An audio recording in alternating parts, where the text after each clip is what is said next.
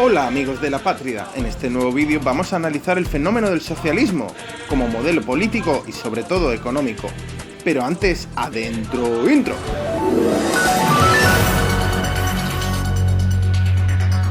Cuando usted se dispone a votar en unas elecciones, ¿a quién preferiría votar? ¿A alguien que promete aumentar el gasto público en sanidad, en educación, subir las pensiones, renta mínima para quien no trabaja, ayudas y becas para estudiantes, transporte público gratuito, subvenciones a medios de comunicación, a sindicatos, a feministas, a víctimas del terrorismo, al mundo de la cultura, fútbol para todos, compresas y tampones gratuitos para terminar con la pobreza y... ¿O a alguien que solamente promete bajar los impuestos a esos malvados multimillonarios cuyo dinero les crece como caído del cielo? Claramente, ustedes y yo creemos mucho más atractivo a la hora de votar la opción socialista o de izquierdas, porque todos somos fans del político que hace más cosas y no del que hace menos.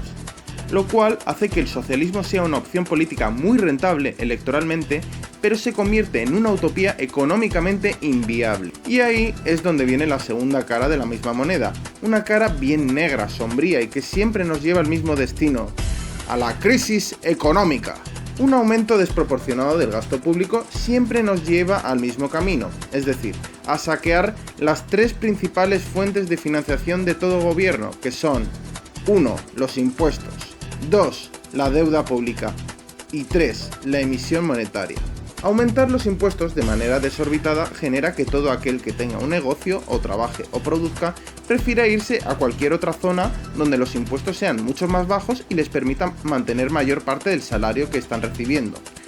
Y así es como muchísimos trabajadores están huyendo de California para emigrar a Texas o a Florida, o emigran de Argentina a Uruguay, de Cataluña a Madrid o de España a Irlanda.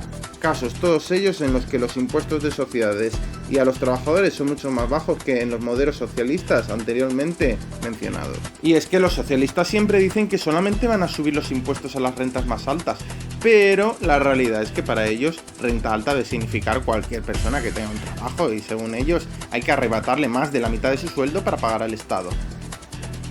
La segunda pata de financiación de un Estado devorador es la deuda pública. Últimamente estamos viviendo unos tiempos en los que las tasas de interés están muy bajas o en negativo, lo cual resulta positivo en cuanto a que los fondos buitre no tienen tanto interés en prestar dinero a los gobiernos.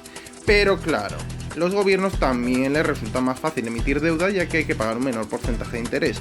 O en el caso de Europa, es el propio Banco Central Europeo quien compra la deuda a los estados soberanos. Pero ojo al dato, mucho más chollo es lo que están haciendo en Argentina, donde le pidieron 50.000 millones de dólares al Fondo Monetario Internacional y llegaron a un acuerdo para que sea el siguiente gobierno quien los devuelva.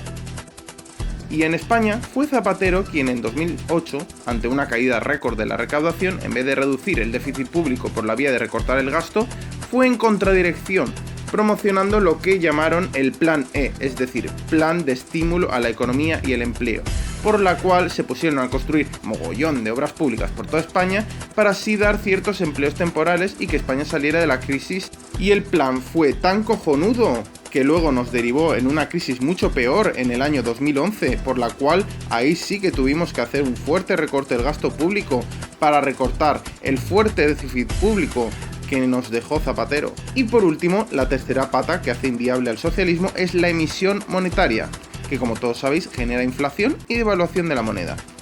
La inflación genera un alza en los precios sostenida en el tiempo y la devaluación de la moneda genera una pérdida del valor adquisitivo de los salarios y pensiones, aparte de los ahorros que uno pudiera tener en el banco.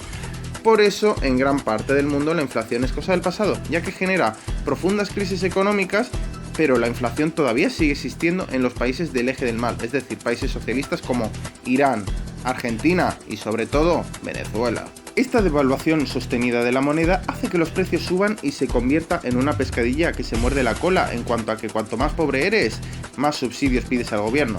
Es decir, pides transporte público gratuito, pensiones, ayudas sociales, etcétera, etcétera, etcétera. Pero claro, todo ello es pagado con esa emisión monetaria que genera esa devaluación y por lo tanto esa pobreza. Y es que al socialismo le encanta que todos seamos pobres, porque así, cuando se te inunda la casa porque te la has construido al borde de un arroyo porque no tienes otro sitio donde construirte tu chabola, luego viene el político socialista y te trae mantas, un colchón, una chapa para el tejado. Y tú, pues claro, lo sientes como si fuera un semidios y le entregas tu voto cada 4 años.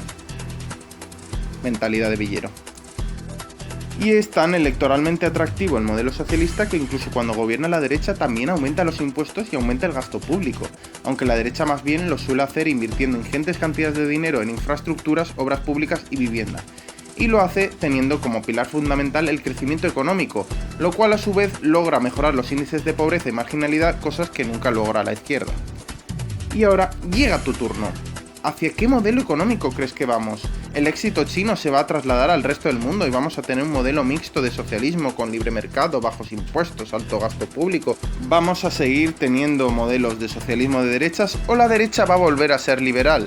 Ya sabéis, dejad vuestra opinión en nuestros comentarios y os responderemos gustosamente.